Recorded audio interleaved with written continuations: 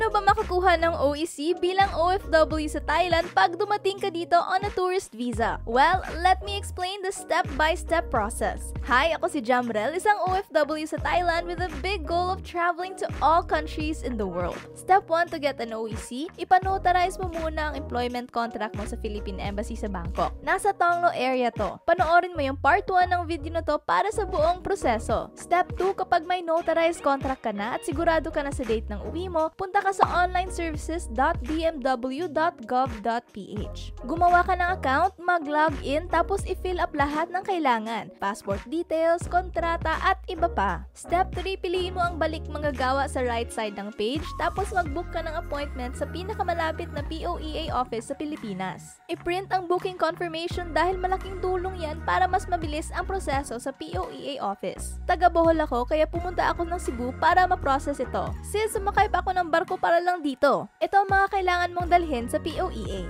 Notarized work contract, siguraduhin valid pa to pagbalik mo sa Thailand, passport na valid for at least 6 months, work permit at proof ng online booking, preferably printed. Pagdating mo sa POEA, lapit ka agad sa guard at sabihin mo na kukuha ka ng OEC. Hahanapin lang nila ang booking mo, papapasukin ka sa office, tapos saglit lang ang pila. Perma dito, perma doon, tapos less than 1 hour, tapos ka na agad. Depende minsan sa branch at dami ng tao, pero kung kumpleto ka sa requirements, mabilis lang talaga. Good news, libre lang ang processing ng OEC sa Cebu kung yun lang ang kukunin mo. Walang bayad, kaya dagdag pambili mo ng Jollibee. Kung nakatulong to o may alam kang dagdag tips para sa mga kababayan natin, i-comment mo lang sa baba. Tulungan natin ang isa't isa para lahat tayo ay safe at kumpleto ang papeles. God bless!